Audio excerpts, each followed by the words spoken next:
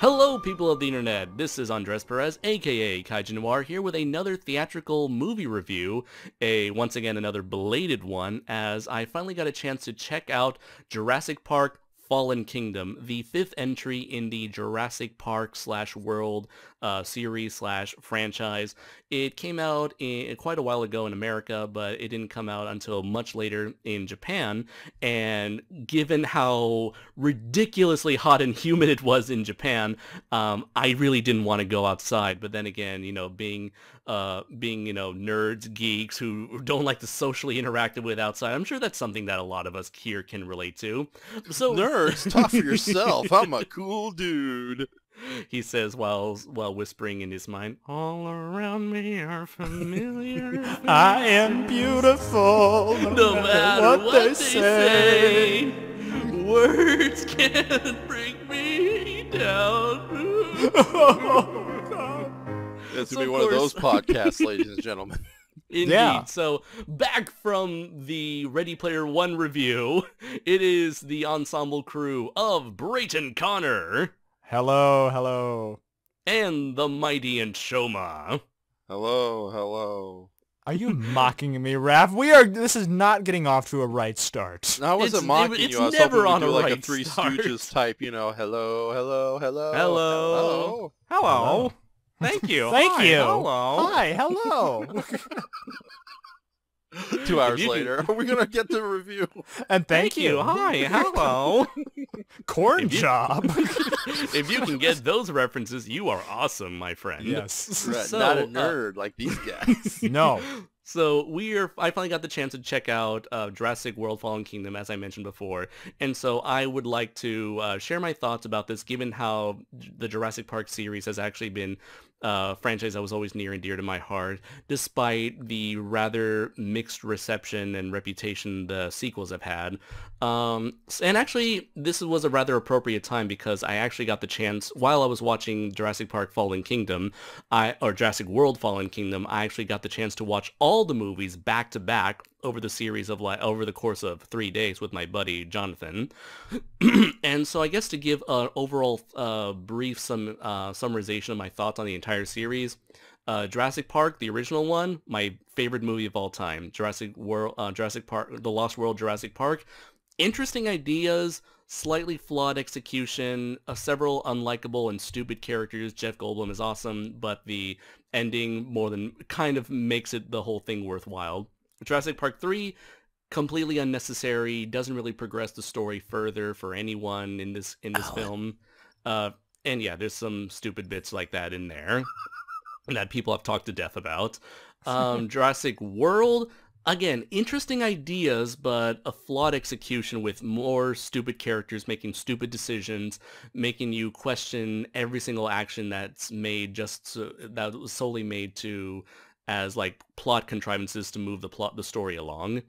And for Jurassic World Fallen Kingdom, perhaps more of the same, if not even more severe. It's just gotten so confusing. I was talking to Raph earlier in the night, and we brought up the fact that, I mean, if you try to explain the chain of events that have happened in the Jurassic Park franchise, it has just gotten so complicated. Why can't we go back to the days where it used to be so simple? Like Jurassic Park 1, it's like, rich man makes an island of a dinosaur theme park on an island next to Costa Rica, and they escape. Okay. Yeah. Jurassic Park 2, there's a second island where there's no park, no restrictions, just dinosaurs roaming free. Okay. Jurassic Park 3, some rich asshole family gets lost in the second island and bring Alan along. Oh, wait, you forget the plot twist. He's not rich. He just owns a plumbing store. I thought it was a tile service. Anyways, in Jurassic World, many years go by, they create a new park on the first island. They completely ignore the second island, which is a big problem for the movie we're going to talk about. And once again, dinosaurs escape and all hell breaks loose. And then for the fifth movie, what basically happens is it's been several years since the events of Jurassic World. Everything seems to have passed in real time. And since then, it's discovered that the volcano that apparently the first park was built on is about to erupt, and it's going to potentially cause all the dinosaurs on that island to go extinct, completely ignoring the existence of the second island. Irwin Allen presents Jurassic World. Yep. Yeah. Yep. And so what was it? Bryce Dallas Howard's character, she is like suddenly went from being a Jurassic World CEO to she went from being an amusement park CEO, a dinosaur amusement park CEO, to being a dinosaur conservation activist. And so she and her crew is hired to go in, rescue specifically Blue, the raptor that Chris Pratt's character took care of in the last movie. And so she brings Chris Pratt along, and so all of them go to the island in a sort of similar setup to the Lost World Jurassic Park. But then, the people they were working for were bad the whole time and secretly want to make money off the dinosaurs that they captured. Again, much like the Lost World Jurassic Park. And so they eventually follow the evil corporate businessmen, and they find out that they're going to be auctioning dinosaurs to around the world, including this super raptor that's a hybrid of multiple species. Again, much like Jurassic World in this case. It's like they built another Death Star, but not bigger this time, smaller. Right. And that's kind of like what they hinted at in the last movie, where what's the name of that actor who played the Kingpin in the Netflix Daredevil series? D'Onofrio. Yeah, Vincent D'Onofrio. He was like, he mentioned how like after all this is finished, that they were planning on making another Indominus Rex, but smaller and easier to control. And despite the fact that they mention that they can control this thing, they really don't. It's just all it amounts to is like, we can shoot a laser pointer, and we can cause it to attack whatever the laser is pointing at. I can do the same thing with my cat. It's exactly. not that impressive. Ladies and gentlemen, we've created the most deadliest creature in the universe who can kill gods by looking at it. You can control it with a laser pointer. Also, they claim that they need Blue's DNA in order to create the Indoraptor, which is what they eventually call it.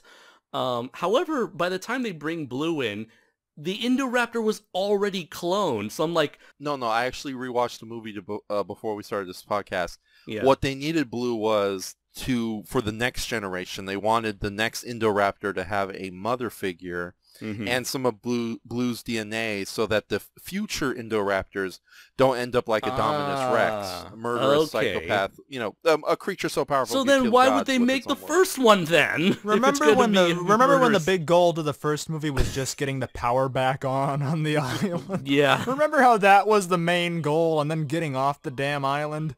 Now we've got genetics mixed into it all, and there's baby evil clones business and corporate men who generations and weaponizing dinosaurs. Oh, and twist endings revealing everybody ended up owning plumbing shops. yeah. And what about the Meg? Yeah, we still haven't seen the Meg. Meg? But most importantly, what about the solar babies? The solar babies, Raph. The solar babies all turned out to be clones themselves, and that was just awkward. I know. And then they released the solar babies into the wilderness, and it was just, now it's solar baby Yeah, world. and they've doomed the Earth after Jeff Goldblum kept telling them not to. Yeah, okay, so this is a full-on spoiler review, so I will go into the ending right now. With the whole idea of dinosaurs being set loose upon the human world, I feel like that's the direction the Jurassic Park series should have gone with since the first movie. Because this was something that was even hinted at in the book. Like in the original Jurassic Park novel, even then, dinosaurs were already starting to leave the island. And it was sort of like played into that idea where if you start to play with nature, you start to play God, you're going to end up, suffering the consequences. So you think you can control these dinosaurs. You think you can keep them isolated on this one island, but no, like Jeff Goldblum's character said, like Ian Malcolm says, life finds a way. So throughout you don't put a raptor in the corner. Right. Is the raptor played by Patrick Swayze now? Don't put raptor in the corner. So it makes sense that in order for the Jurassic Park world to progress, it would make sense for the dinosaurs to leave the island and for humanity to now suffer the consequences of having brought back these animals from extinction. Yet, however, we end up doing repeat the biggest problem with the Jurassic Park franchise is that rather than progressing the series into this natural path that the book laid out for them, Yeah. they instead choose to simply rehash old ideas. And now, I'll give credit to the Lost World Jurassic Park, where it's like, there's a second island, and, now all the dinosaurs are out of their cages and into the wild. So now it's like, you are in their territory. That was an interesting premise. And however, I feel like you can only do so much with that. Like, just look at Jurassic Park 3, for instance. Alan. Alan. And yeah, speaking of overused ideas or overused jokes, with Jurassic World, many people complain it was just a complete nostalgic cash grab, and it did so many things to harken back to the original Jurassic Park. And so, again, I really wish that they could have gone with that idea much earlier, or maybe even with Jurassic Park, the first Jurassic World, or even use that as the premise for Jurassic Park: The Lost World, or sorry, The Fallen Kingdom. You see, I'm It's even hard to getting keep the titles. these movies Yeah, straight. because they're all just repeating each other. It's like poetry, Andres. Rhymes. Each corporate businessman rhymes with the last. Yeah. With this whole idea that with Jurassic World that like the evil corporate businessmen and governments want to weaponize dinosaurs, to me personally, is the stupidest idea I have seen throughout this entire franchise. Even more stupid than the talking dream velociraptor. But Andres, the laser pointer, it will keep everything safe. Dinosaurs can't do shit to a fucking tank, okay? Why are we not weaponizing laser pointers? Why we gotta weaponize dinosaurs? The laser pointers are the way. Why can't we put dinosaurs with frickin' lasers on their frickin' little heads? I want a mosasaur with a laser on its head. Throw me a freaking bone here. So we can clone an Indominus Rex. Precisely. Yes. Now you see, with weaponizing dinosaurs, or like weaponizing them for war and battle, that's a cool idea, but it's at that point it feels so far removed from what Jurassic Park should be about, which is like man versus a man's attempt to control nature, and nature kicking mankind's ass as a result of that. When, again, I guess the idea is controlling dinosaurs and you are trying to control nature. It's such a humongous leap in logic that this is something that even the movie tries to struggle with in trying to legitimize the use of using dinosaurs in war. Like, there's a character who quotes that, "Oh, we've been using animals forever. We used mice to spread diseases. We use horses for transportation. We've used camels and stuff." It's like, yeah, but that was like, what, that was like 100, 200, 300 years ago? We don't use animals nowadays for war. We use laser pointers. Way, that was a great... Yeah. Exactly. By the way, that was a great Vincent D'Onofrio impression, Andres. Yeah, that was great. So it's like, dinosaurs can't do anything. Do you expect a healthy dinosaur, to successfully take out soldiers in the middle of like the desert in the Middle East, where they naturally cannot survive? Andres, don't give him ideas for more movies. They mentioned like Russians buying the dinosaurs. Like, you expect dinosaurs to be fighting in the Siberian tundra? All of these would be better movies though than Jurassic Park or Jurassic World 2. But they wouldn't be Jurassic World. No, they'd be like a Park Saturday movie. morning 80s cartoon exactly, show. Yeah. Like, what's that? Ankylosaur assassin coming to NBC. What's that name of that toy line that had like dinosaurs with like weapons on them? Oh my goodness, Dino Riders. Dino Riders, yeah. You see, at that point, you don't have it's not Jurassic Park anymore. You've got Dino Riders. You've got the Toy Story Battle Swords. You've got the fucking Dino Saucers from Attack of the Super Monsters. Attack of the Super Monsters. Yes. Oh yeah, destroy them all. It's like, them.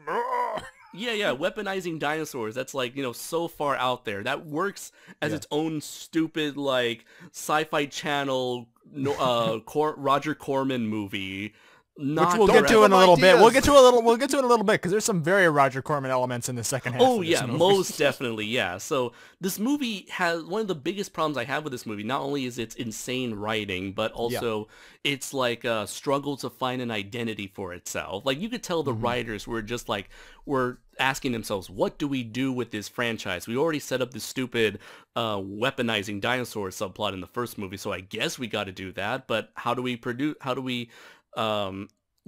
make this a full movie? Well, let's just rehash the first half of The Lost World Jurassic Park, and next let's just do a haunted house movie with dinosaurs. Yeah, and it sucks because I think the movie's really competently directed. You know, it looks nice. There's a lot of great moments. There's a lot of great action scenes that are shot very well. True. It's framed well. There's a lot of great moments of suspense, but the writing is just so ridiculous. It bogs the whole thing down.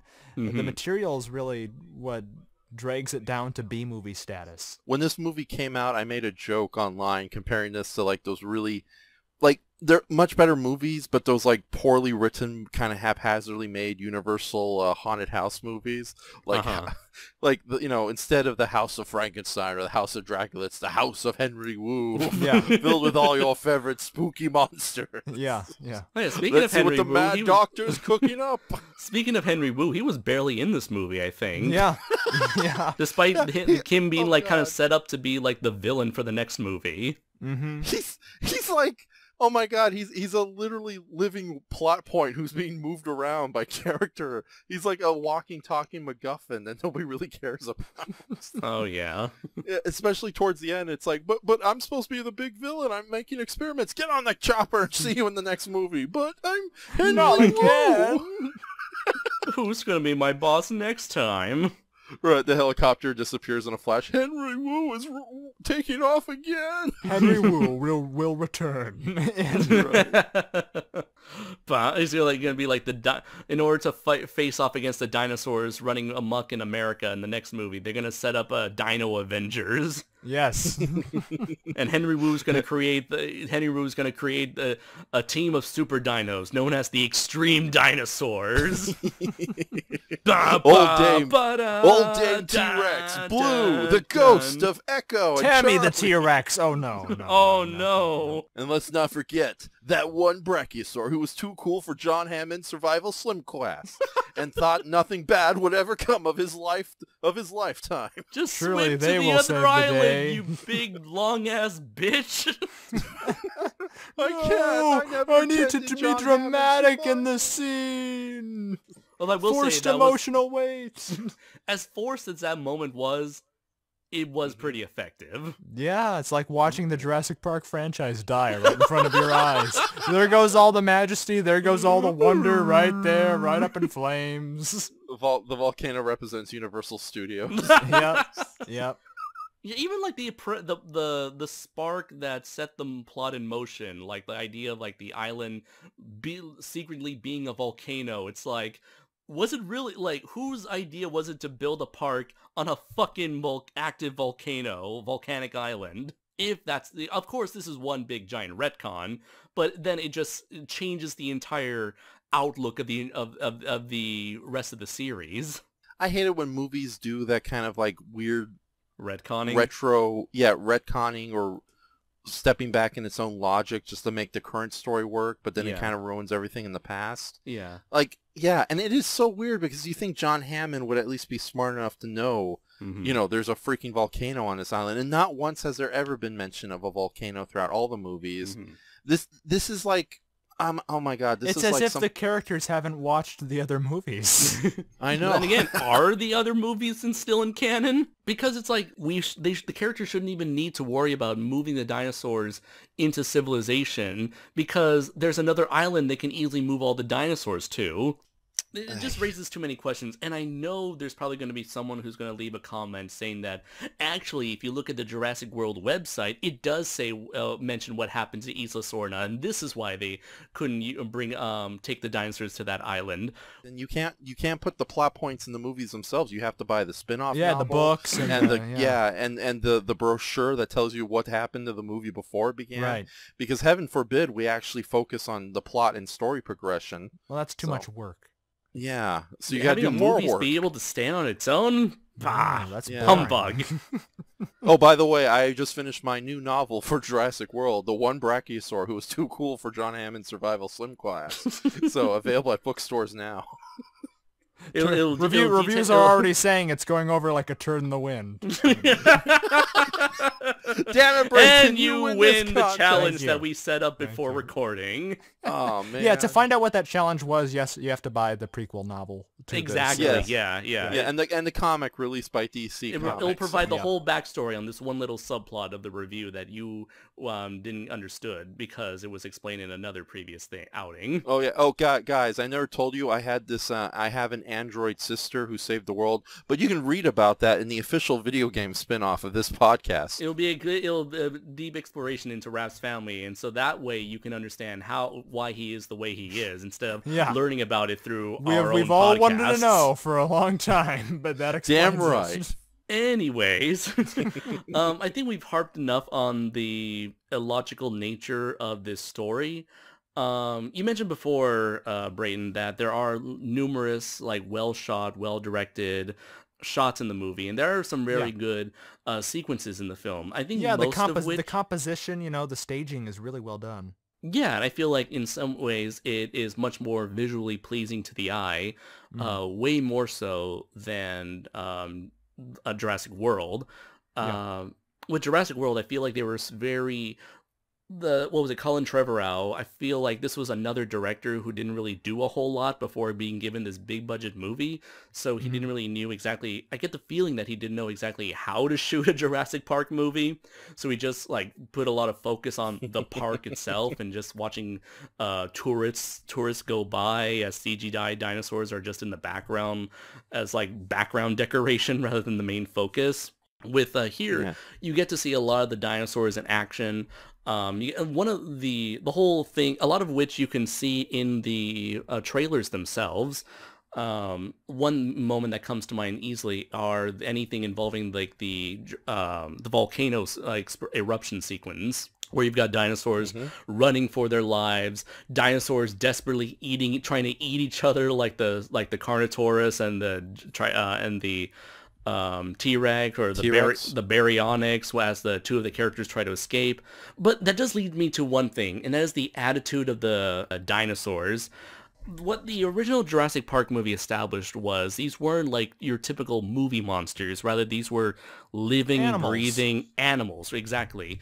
But every single Jurassic Park movie since then have tried to push them more into the movie monster category by having them just be big, hungry, human-eating machines that will constantly go after you, even if that's not how animals would react.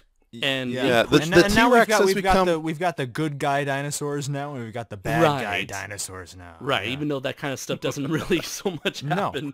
Dinosaurs so evil they smile before they kill you. Oh my god, that scene! It's like at that moment I was like, "Fuck this movie." At first I thought people people like Double Toasted were exaggerating when they said the dinosaur like winks and smile. No, it actually did. But the Indoraptor, it's like that's the least of my concerns. At least that's like an artificial dinosaur. With there was an early sequence with the Baryonyx that chases after like the skinny black nerd and Bryce Dallas Howard's character. And so, yes, because go on IMDb. That's their official titles in the credits. I can barely remember their names. They were so uninteresting to me personally. You got the Baryonyx, and he has like he's trying to reach after them, but like lava is pouring everywhere, and lava burns his fucking skin. What does the Baryonyx decide to do? continue to go after them. It's like, motherfucker, don't you see there's fucking lava everywhere? You should be like, because you're so close to the lava, you should be set on fire at this point.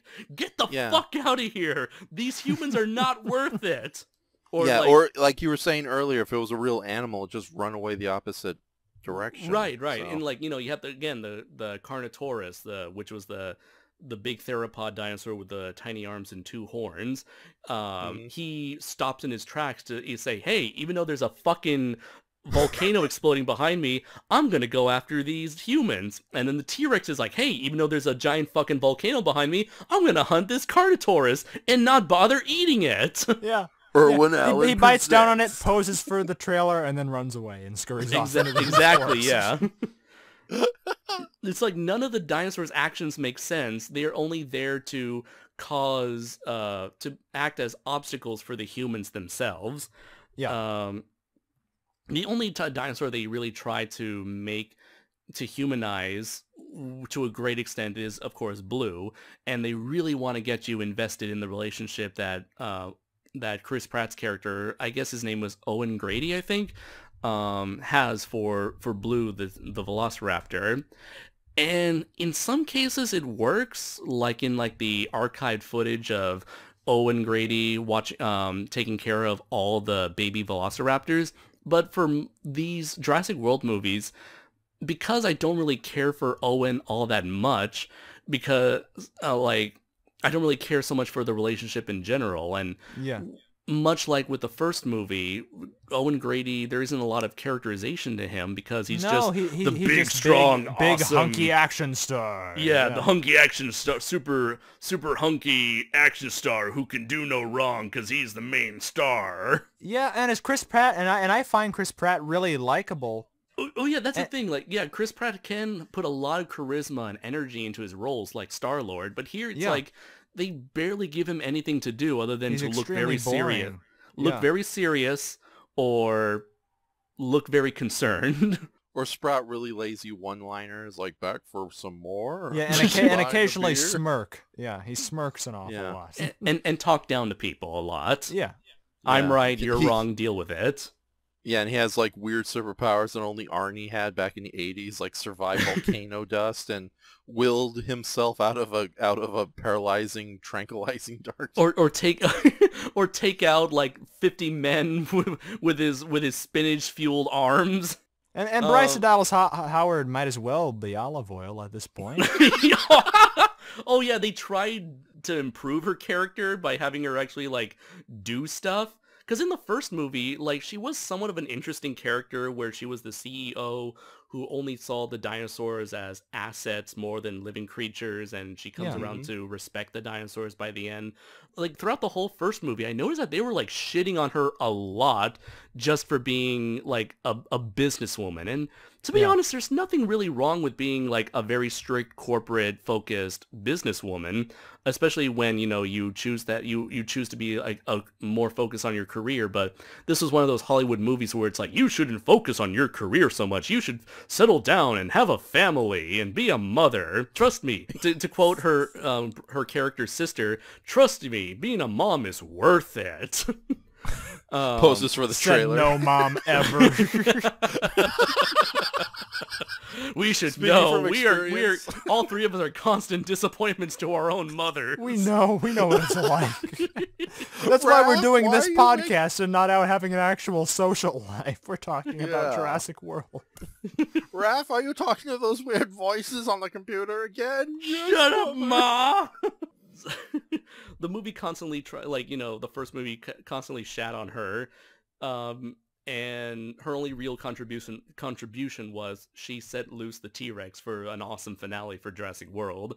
So for this movie, they try to make her more into an activist, and like she wants to save the dinosaurs because she doesn't want a generation to grow up without seeing a dinosaur, even though every single generation from before her did just that.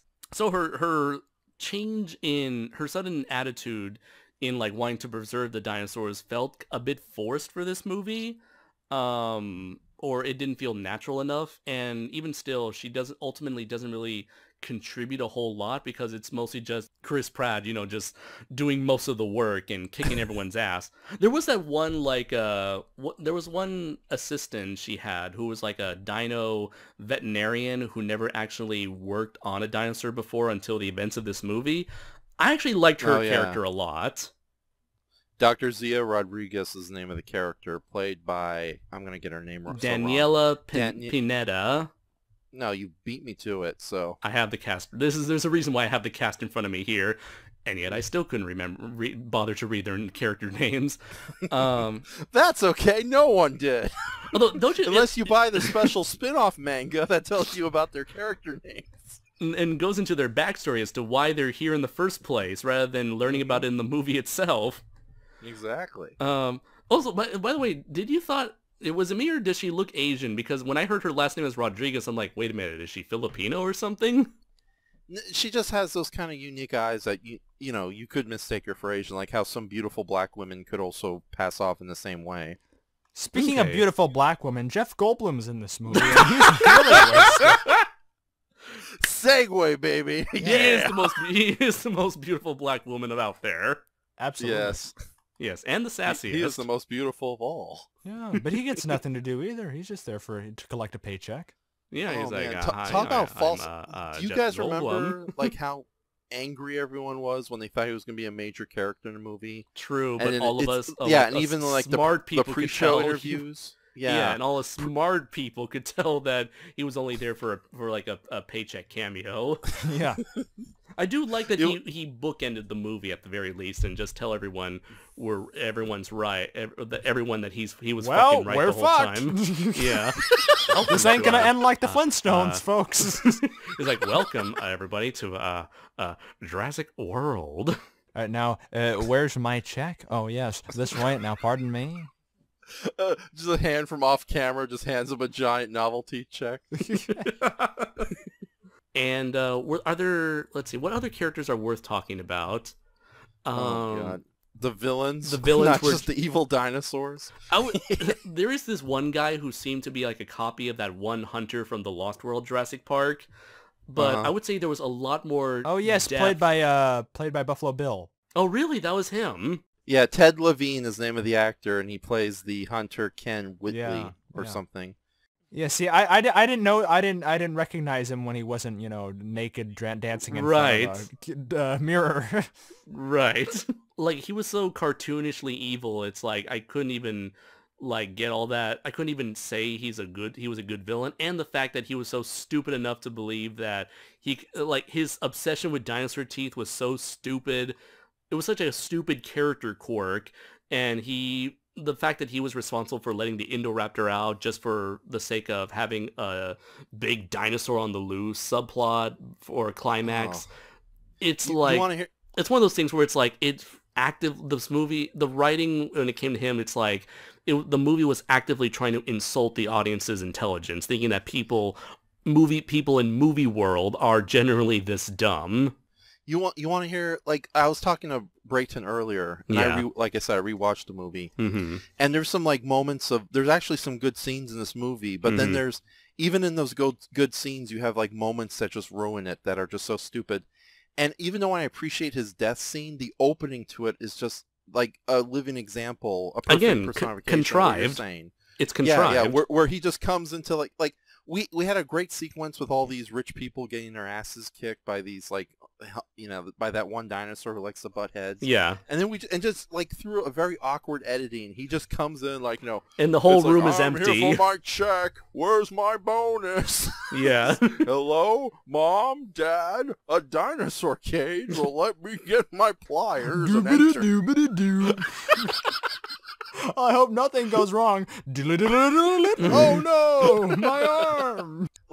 It felt like they had a somewhat okay script, but then somebody's really stupid 20-year-old nephew came in and added scenes. And his death scene actually, going back to well shot, scenes. That was a very cool moment, and it was like at that point it really felt like a big budgeted Roger Corman movie. And it was actually one of the most like graphic death scenes we've probably seen in a while for the Jurassic Park franchise, with like we actually see a man having a dismembered limb.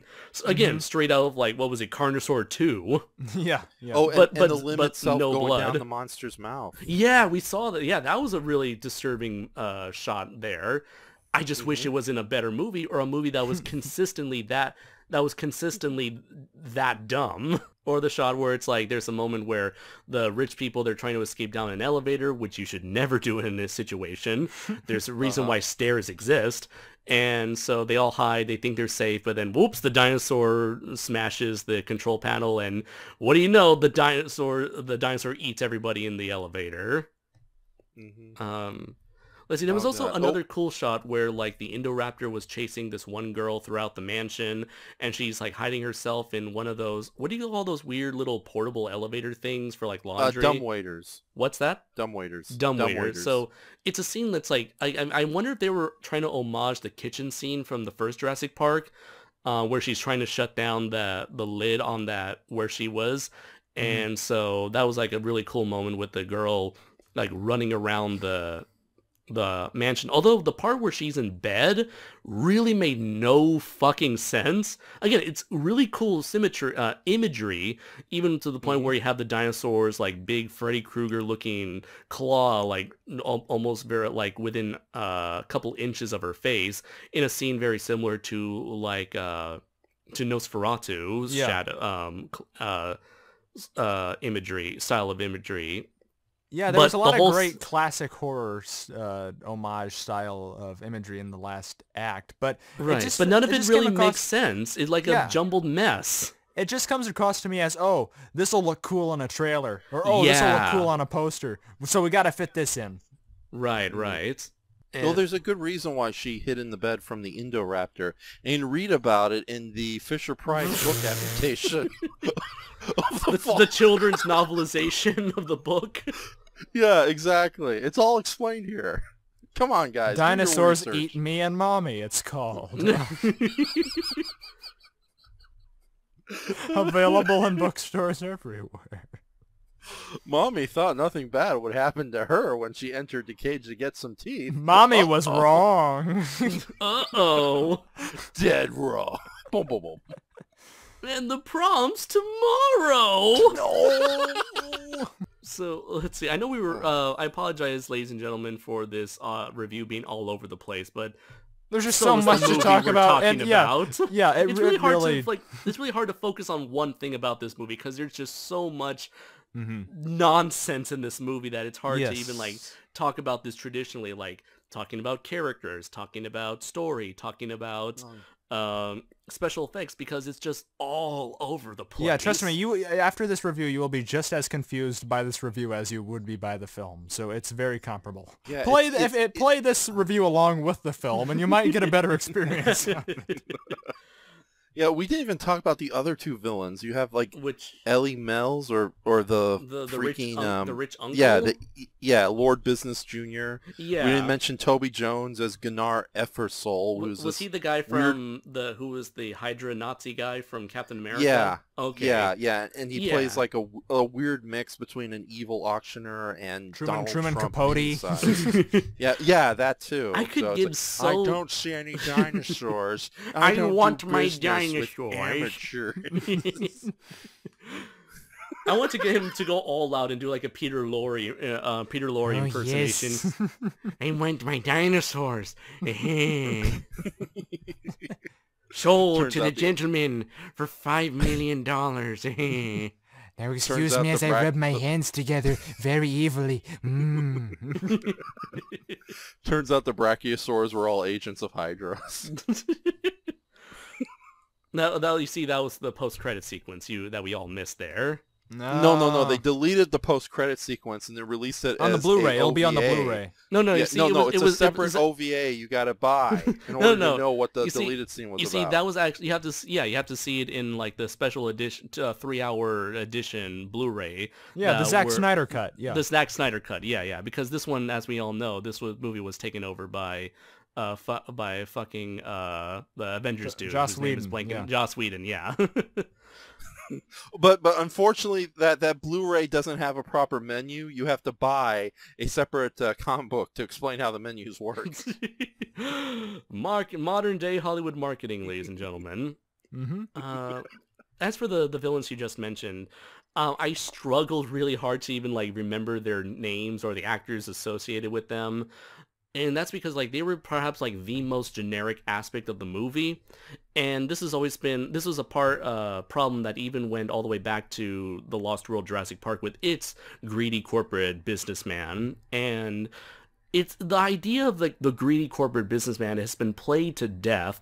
I mean, at least with a character like Nolan Sorrento from Ready Player One, they at least got like a charismatic actor who can sell the part at least. Mm-hmm.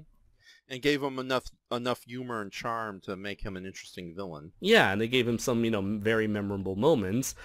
But for these characters, like outside of like the snivelly glasses dude's death, the other guy, even his death just was like executed very lazily. Like the villain guy, the villain from the corporate businessman villain from the Lost World, he had a much more, perhaps more of a presence in that film and had a better death sequence. Mm-hmm. Well, he also had a bit of pathos to this character too, because before he eventually gets eaten by the T-Rex, which to me feels like an add-on studio note, there's actually a scene where he's lamenting about how everything goes. Oh, and you yeah. think that he might actually join the good guys and help them. And But Ian said, no. "Now you're Hammond."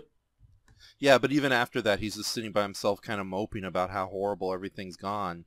And I thought that was just enough depth to give the character to make him feel more three-dimensional. Whereas in this movie, yeah, you're totally right. Like, the Toby Jones character might as well be like an evil Peter Lorre. Like, another dinosaur, please. Yeah, if you're going to turn this into a fucking cartoon Roger Corman movie, just go all out. Yeah, cue the Scooby-Doo music as they're running. I'm in love with an ostrich.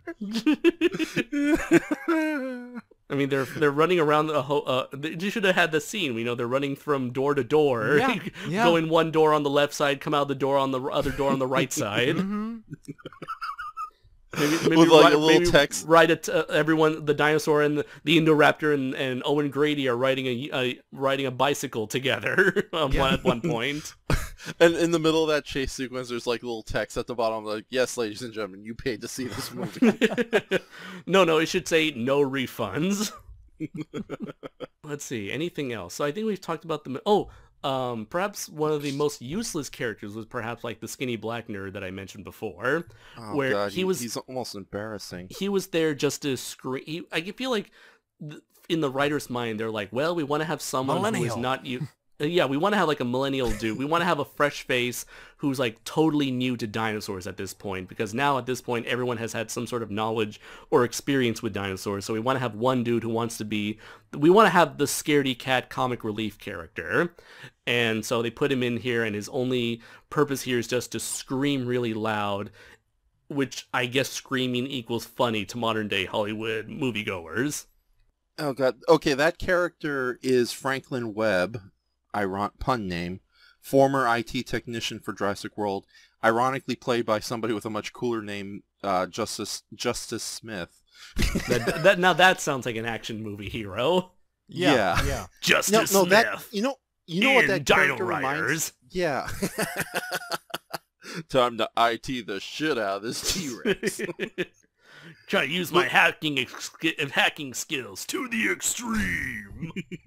Can you reroute the Ankylosaur's brain? Some with people your hack computer computers. skills? I hack dinosaurs. I'm in. We got the dinosaur on our side to fight the other dinosaurs. And now to hack the laser pointer. Oh no! The laser pointers turned My from one red and to only green. weakness, no! Dinosaur. Justice Smith will return after these messages. No, what I want to say about that character is, it feels like somebody's 1990s movie's interpretation of a nerd brought back from the past and put into this movie. It felt so out of place. It's almost And like a lot of the it's almost like you have Zia Rodriguez, the character of Zia Rodriguez, as like the modern day cool Hollywood nerd, and Franklin Webb as like the old school Hollywood nerd, geeky Hollywood nerd. No. It's now that you mention it, yeah. Oh god, this really is like a live action cartoon. So, like, that's all I can say. I just want to make fun of Oi. Oy vey. Oy vey. The reviews are in. Jurassic World 2. Fallen Kingdom. When you thought Ready Player One was an avalanche of stuff, Rapid Shoma calls Jurassic World 2. Oi. I'm a reviewer of epic proportions. Hollywood fears your reviews, Raph. I'm gonna review the hell out of this movie. Oi. You know how many blockbusters I've killed with a whip of my pen? The only characters we haven't talked about yet are the bootleg John Hammond and his quote-unquote granddaughter. Yeah. Oh god. Because that's what who mugged that's what John he is. Hammond for his cane, you know, shanked him in the night and stole his cool cane. Apparently, like, this is like when it came to bootleg John Hammond, this had like fan fiction written all over it, where it's like, and now I'm gonna create this old man who's like John Hammond, but he actually was John Hammond's best friend, and he's been around since the very beginning and made the original Jurassic Park with him. But we don't know who he volcano is was because the people who convoluted. make these movies didn't watch the other movies. And then he has a cane, just an amber mosquito cane, just like John Hammond, and he has a beard like John Hammond. He's essentially John Hammond too, but he's Timmy, his get away best from my friend. typewriter. Tim, get out of there. And then he creates he cloned a human, and he has a sad backstory. So he cloned his a human daughter. Hey, do not email that to the studio. Do not email. No. And then the human daughter, she's super smart and can run away from any dinosaur, including the big scary one. And then she becomes friends with the dinosaurs and lets them all go. Oh, they're gonna think I wrote this. Damn you, Tim. No supper tonight. Right. But before he can slap him, like, the wife comes in, it's like, who wants to go to Wendy's? Yay! Yay! And the movie's doomed. Yeah, what's that's really a better sad- what's movie than really this. sad- What's really sad is that, this is actually the purpose of that character and his granddaughter, quote unquote granddaughter. Mm-hmm. So yeah, we have cloned humans in the Jurassic Park franchise now.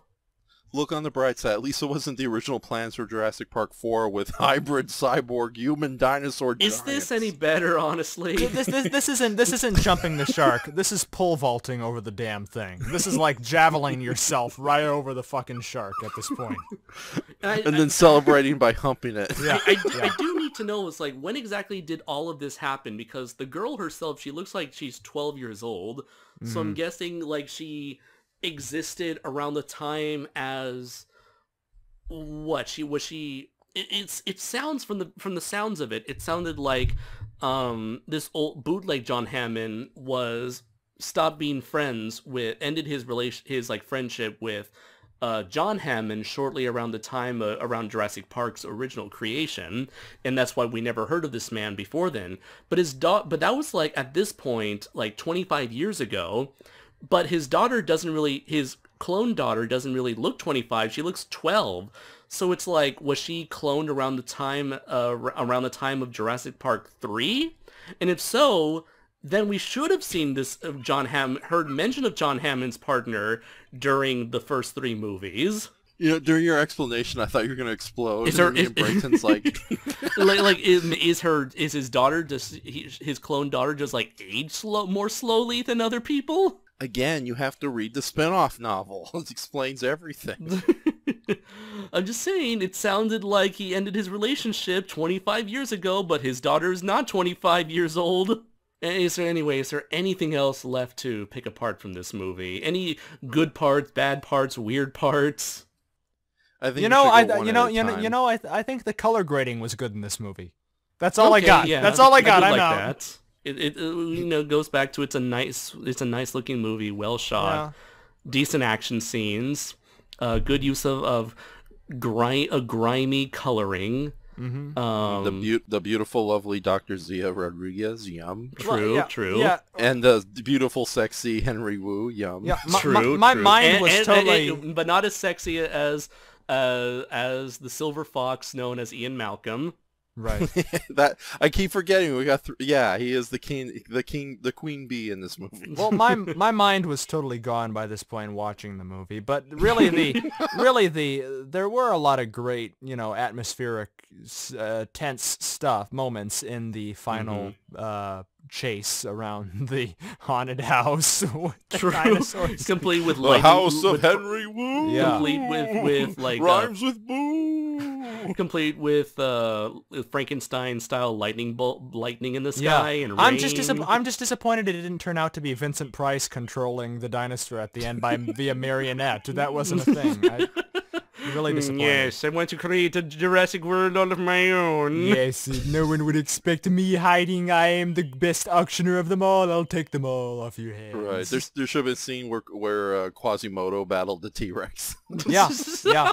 Oh my God, yes. You see, I will sing you to death. You see, Vincent Price had a Quasimodo as his like hunchback servant, keeping all the dinosaurs in cages and whipping them. It's like, Igor, protect me now. Yes, master. And then Swings on a giant bell to fight the dinosaurs. Who is the monster and who is the man? But out there, oh God, my face. He's so ugly, but has a heavenly voice. Ah. Oh yeah, and then there's the scene where Blue is talking to 3 gargoyles, all voiced by modern day comedians.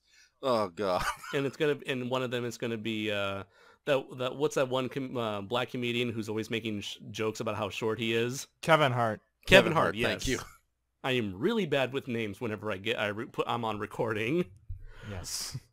Oh, there is one moment. So I mentioned how the other greedy businessman's death scene wasn't spectacular in the slightest, and that's what leads me to like a little mini rant when it comes to the portrayal of big giant animals in cinema. And that was like, at first the guy thinks that he's all right, that all the he is completely unharmed, and then out of nowhere the T-Rex comes into view and like takes a bite out of the villain, even though the villain should have seen the T-Rex coming, it being that big. Well, it is a stealth Rex at this point. I mean, you can't harp that on. The original did the same thing.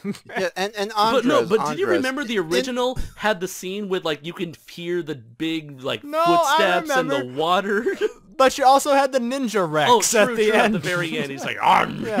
Yeah. True, and that's one of my. And on that note, you should know the history of giant monster movies. They're all secretly ninjas. And that's what I so hate. you've seen The Last Dinosaur. Come on. That's the thing. I hate ninja kaiju, giant ninja monsters. Which sounds amazing, but it no, sounds it's amazing, not but that it great. doesn't make sense where it's like a character can look one way, then look behind him. Oh shit, a giant monster's behind me. Yes, Godzilla, the infamous scene in Godzilla 84. The guy's going outside to go take a coffee break, and then Godzilla just magically shows up right in front of him. Are you guys still open? Like at least That's like in the scene where like in Godzilla vs. Biollante, where Lieutenant Gondo was like getting his bazooka ready.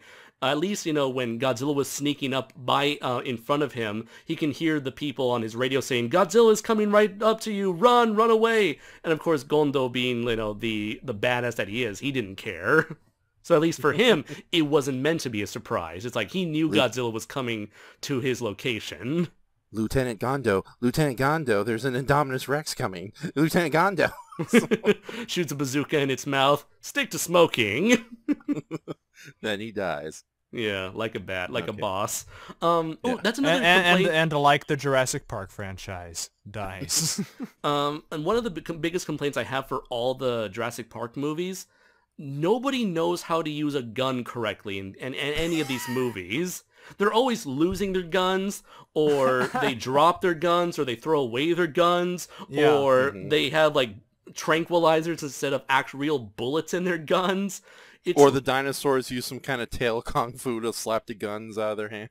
When Jeff Goldblum says, if you want to stop us, shoot us, and they don't shoot them, it's not because, they chose not to. It's because they don't know how, because everybody's so incompetent with these guns and these Right. They should have bought the spin-off comic, How to Shoot a Gun in the Jurassic Park World. It would Right. be great. Yep. Yeah. I don't see why it's not so hard to kill a dinosaur. When instead it's like, oh, a raptor is running towards me. What should I do? Ah! Yeah. I just like to point out, in Dinosaurus, all it took was a tractor to kill a dinosaur. True. I think people can have a handle on this by now. Same for the first Carnosaur movie. I think it was also like a tractor or like a forklift that killed a T-Rex. Yeah. So I guess it's time for us to go into our final thoughts and our overall thoughts and ratings into Jurassic Park, Jurassic World, damn it, Jurassic Park 5, Jurassic World, Fallen Go fuck Kingdom. yourself, Fallen Kingdom. Guys, just call it the House of Henry Wu, okay? We'll be okay. The House of Jurassic Woo. More like the House of Jurassic Whoa. Jurassic. Snap. Oh. Yeah. All right, so I only saw this movie once before in the theaters. And I did watch it, but I also did remember it definitely was one of the lower tier Jurassic Park movies, and for the longest time, I was even willing to call it like the bottom of the list of Jurassic Park films. Mm-hmm. Recently, though, within this week and just today, I've revisited all the movies in order, and to be honest, I think I like this movie a lot more than Jurassic Park 2. But at the same time, Jurassic Park 2 had some really high lows that weren't ruined by like moments of silliness. And this is a movie that even when it has high points, it's ruined by moments of silliness. Again, going back to Ken Wheatley's death at the hands of the Indoraptor. It's like there's some great moments, but then it's ruined by like the opening. Like, I hope nothing bad happens and all that bullshit. But I don't know. It's like... Honestly, if they don't make any more I know there's the ending, which kind of sets up a whole franchise of future dinosaur on the rampage Which movies. is more interesting than this movie, because Most it's just definitely. a retread. Yeah, but at the same time, if they decide just to stop here and we never see another Jurassic Park movie for as long as we live, not counting all the spin-off media, of course, right, Brayton? Oh, yeah. Yes. Yeah, I would be perfectly okay, because I think we had one really good movie, a bunch of sequels of like varying quality that still are just distant echoes of what that first movie was. And this is coming from somebody who generally liked Jurassic World. So, and yes, rewatching Fallen Kingdom, it's kind of grown on me. It's like I had a lot more fun enjoying it, but at the same time, yeah, it is way too much of a cartoonish movie, and there's just so much to make fun here. It's ridiculous. So it's like, it's funny. I recently saw the Lego short film that was spoofing Jurassic World, and this movie felt less realistic than that was, and that had Henry Wu create an entire soccer team of mutant dinosaurs. So yeah, that's my thought on this one. So it's like, I'm when I started this year out, I was like, oh great, we're gonna have so many giant monster movies, but between this and the slight disappointment I got with the Meg, it's like I think it's maybe one too many giant monster movies for this year. Like we had Godzilla animes, we had Rampage, we had Pacific Rim Up Yours, we had the Meg, and then this movie and Ready Player One, if you want to count that. Yeah, it's like in what tons a of other great time to be a kaiju fan. Oh, some of those movies we liked. I know, we like Rampage. For some people, they just want more. It doesn't matter if these movies are good or bad. They just want more of it. To quote Mr. Krabs, more. Yeah. With that said, though, my last question to you guys is: does this movie feel, both in its story and the way it was made, kind of rushed out because of the success the previous movie had? Yeah, I would probably say so. I mean, to the point where it's like they went with a director who's like complete style is so different from Colin Trevorrow's. I would say it's almost like Star Wars. So it's like they're willing to hire any sort of talent who's available the soonest they become let's free. Let's not say something we can't take back, Andres. That's Hollywood for you, man. It's like, we don't know what we're doing. We just want franchises. We want to spend millions of dollars to make billions of dollars in return. Anyways, Brayton, your thoughts? Oh man, I can't recommend this movie. I'd like to, but I really can't. I can't recommend a movie that am just totally lukewarm on. Yeah, it's sad to me that dinosaur movies, big dinosaur movies, are going to be action packed. Just don't have any impact. I mean, at least for me anymore. There's really no. It doesn't. I didn't retain anything after I left the movie. Like there was a little bit of momentary confusion with like the clone girl stuff at the end, and there was like, hey, they're letting them out of the world. They're fucked. And then I left the theater. And then I went like 10 minutes later, I went about my day. Nothing stuck with me. I just wish we could get back to a simpler time with these kind of movies, where the big rush was to turn the power at the park back on and get off the island. True. Like it's just gotten so convoluted and so contrived and so cartoonish. I just went into a dark room, stared at a screen for a couple hours, and left. Hello, it was darkness, my old friend. Yeah. Like I can't say it was an awful time. As we mentioned, there were some cool shot stuff. There was the stuff in the mansion was at least goofy, fun, kind of. Yeah. It was fun to look at. If that's what you're into, if you want to sit in a chair and look at something that's kind of fun to look at for 2 hours, watch it. But rewatch the first one. I would recommend that more than watching this. It's on Netflix. Go watch it. Yeah. Isn't it amazing how the first one still holds up? It's most definitely. It's like a month ago I watched that like 3 times in 1 week. That's how good it is. It was something I thought about when watching all the Jurassic Park movies. It's like you can feel the evolution of Hollywood, of the like average style of Hollywood filmmaking, as you watch every Jurassic Park movie go by. Well, you can tell that you can tell like each movie got more and more corporatized, more franchisey, more like we gotta sell toys. These movies were made. Yeah, these movies were made to make money as opposed to telling an interesting story. And yeah, it's a very old style of filmmaking where it's like the priority was on the characters and, getting us to relate to whatever they were feeling at the moment, rather than us just watching the characters do stuff while having no attachment to them whatsoever. And say what you will about how I personally think that the characters in the first one are 3-dimensional and are really interesting. But that's an example of an ensemble cast really working, because all of them have really defined organic character traits, and they go through a change throughout the film as they experience things. With this, it's the very definition of generic stock archetypes stuck on an island and in a haunted house. And and there's some spooky, creepy dinosaurs around the corner. Gotta shoot at them. And by the time it's all over, they're there to lament the actions, the experiences they just went through. Yeah, and why has nobody learned? Why are they all so stupid? Why have they not learned anything? Stop going back to the island. Stop fucking with dinosaurs.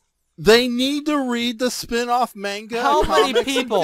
How many fucking people watch the Meg? How many people how many people have to die? How many people have to be eaten by these things until someone figures out it's a bad idea? This is why I've always been a proponent of the dinosaurs coming to them. That way we can start believing in their actions again. Yeah, these freakish half-frog, gender-bending, black-hole belly bastards. That is true. Yeah. Oddly true, given how these dinosaurs worked in the first movie. Which I'm sure they probably ignored at this point. Yeah, in real life, a reptile can eat meat, can eat a large amount of meat, and be okay for an entire week. These dinosaurs, oh my god. They can eat an entire brontosaurus and still be hungry within 2 seconds. I know. You ever seen the Yellow Submarine with the Beatles? No. Yes. Yeah, and they're in the Sea of Monsters, and they get attacked by the vacuum creature that ends up sucking up the whole universe. You know, I gotta say, that's how I feel these Jurassic Park movies the work. the blue meanie is a far more competent villain than the guys in this movie. I'm just gonna put it out there. Oh my, a dinosaur! Oh, lovey-dovey. I won't go into that cage. Not ever. But anyway, Andres, give us your final thoughts and let us get the fuck out of here. Okay, I think this movie feels like an insult to what the original Jurassic Park stands for. Yeah. But I feel like given what Jurassic Worlds try to set up, the Jurassic World series tries to be like a throw everything, including the kitchen sink, at the wall and see what sticks. Or the British assistant into the mosasaur's mouth. Right? So it's like, this feels like, if you want to make a Dino Riders movie, make a fucking Dino Riders movie. Don't make it Jurassic World. Like, if you want to go crazy, go all out. Go crazy. Get ludicrous. You know, go full out with the stupid. Wait, you're saying we should have a rapper fighting dinosaurs like Busta Rhymes? Sure, go ahead. You know what? Bring in fucking MC Hammer while you're at it. Have the dinosaurs, you know, genetically engineered for a dance-off in order to save the rec park. Trick or treat, Dinosaurus! And then he kicks him in the face. Jurassic Park 2, Electric Boogaloo. So it's like, if you want to get crazy, just go full out with the stupidity. Make it a dumb fun movie. Make it, you know, do whatever you want with it. But it's like, with Jurassic Park, you know, the whole idea was humanity trying to control nature and humanity suffering as a result of it. So it's like, I would like that to... The first movie was so grounded that I would love to see that world naturally be expanded upon. And the first movie tried to do it, the third movie got lazy with it, and then the World movies just decided to take this train that hasn't been working in over 15 years and then have it go off the rails into a lake and expect it to swim. And then he gets eaten by the mosasaur. Yeah. So, as a Dino Riders movie, I would say... As a Carnosaur movie, I would say give this maybe a recommendation if you're only if you're like shit-faced drunk. You know, to quote Jeremy Johnson's review, it's only watch this if you're drunk with your friends and you're like, fuck it, let's watch Jurassic World Fallen Kingdom. Woo! But if you're like a serious fan who wants to watch a genuinely good movie, then watch The Meg. Watch The Meg, yes. We're Ready Player One. Yes. Kind of, I guess. Both are stupid movies, but I'm at least with Ready Player One, it's a slightly more competent movie. But I would give this a 2 out of 5 if I were to give it a rating. It's got some decent parts in there, but it's just covered up by so much. It's got some decent cinematography, some decent action moments, but it's just bogged down by so much stupid writing and characterization and poorly planned out plot progression.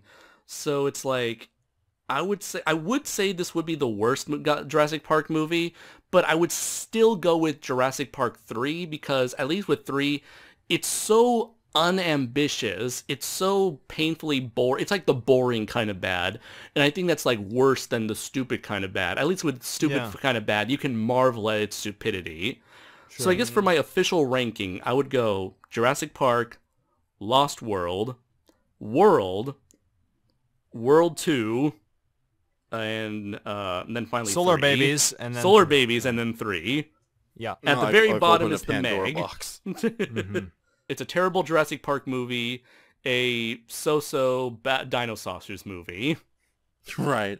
With what you just said, I think me and Brayton should also kind of list these movies and rate them too. Okay. Before we close out. Okay. So yeah, I'm gonna go with from top to bottom, Jurassic Park, of course. Jurassic World.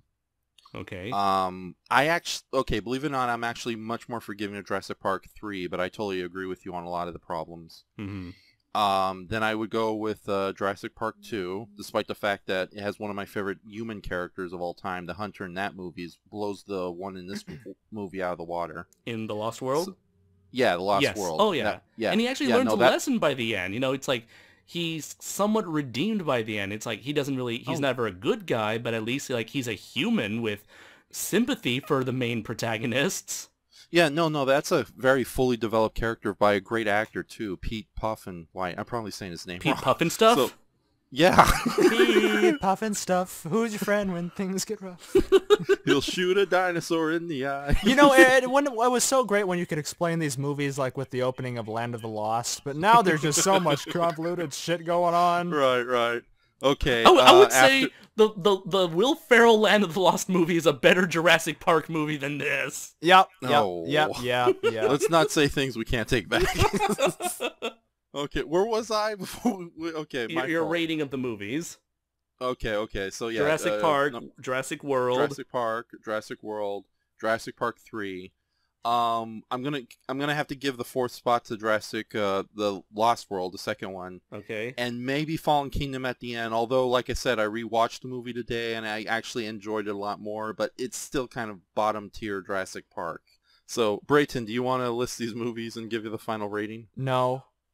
Okay. Okay. So that has been okay, hold on. Okay, fine. To play into your little game, Raph, I'll rank. Yeah, grow a pair and do it, boy. Yeah, let me rank things. Okay, I'll rank the first film first. Jurassic World second. Lost World third. The third one fourth. Under that, Carnosaur, Dinosaurus, Tammy the T-Rex, Lost in Dinosaur Land, Really? Land of the Lost, the movie, Attack of the Super Monsters, at The least Last those dinosaurs Dinosaur. are practical, Ralph. Yeah, The Land That Time Forgot, Queen Kong, Theodore Rex. Xanadu, and then I'd rate this right under that. I don't remember dinosaurs in Xanadu. Well, you missed it. It was a deleted scene. You have to read the Xanadu prequel novel. Okay. I know there was a Xanadu anime spin-off that they released at the same time as the movie. Do I need to watch that? No, you don't need to watch it. It's just mostly a bunch of interesting ideas, but a horrible execution, some lackluster animation, and a weird and a very underwhelming budget. But Gene Kelly has a giant roller skating robot. It doesn't matter. They turned the robot into a city. Oh. And how do they defeat it? With a laser pointer. Yes. That's right. Yes. So that has been our review for our Jurassic World Fallen Kingdom, and much more than that. Our thoughts on other things that are not Jurassic World or Jurassic Park related. That are better than Jurassic World Fallen Kingdom. Right. You can follow us on our usual sites. You can also be sure to check out the stuff that I'm currently selling on Society 6. Link in the description below. You guys have anything new you like to advertise? Oh, we do. Waffle Man coming soon this month. He rises from the ashes of the griddle. Yes, ladies and gentlemen, the Waffle Man radio play with company images will be done this month for sure. I just got one more illustration to go. My friend Brayton is going to put it together, and yeah, we're so looking forward to this. And then after Waffle Man, things. Yeah. Sexual thing. No. And then we all go extinct. We all go extinct, and hopefully the Jurassic Park franchise too. A peaceful extinction. They let us out of our cages, and we all roam the earth. Yeah. I go attack some surfers. Brayton goes to take over a lion cage, and you, of course, invade suburbia. Yeah. Andres goes to suburbia. It's like Harry and the Hendersons, but with Andres. And like into wacky shenanigans. It's like, how does this shower work? Whoa! Guys, don't give the Jurassic Park producers an idea for the next Blue movie. Oh, man. I just realized something. This is the podcast that'll never end. This is the cast that'll never end. It will go on and on, our friend. The Brachiosaur was told to learn how to swim, but said hell no. Now he's dead. Now he's thrown in the bin. Yeah. Bryce Howard and Star-Lord on a routine expedition met the greatest cash grab ever known. No. High on a pedestal to make some crappy sequel. They turned out the most confusing Roger Corman film ever known. No. It was the land of the fallen kingdom. Take care, everybody. Goodbye. So long. Goodbye.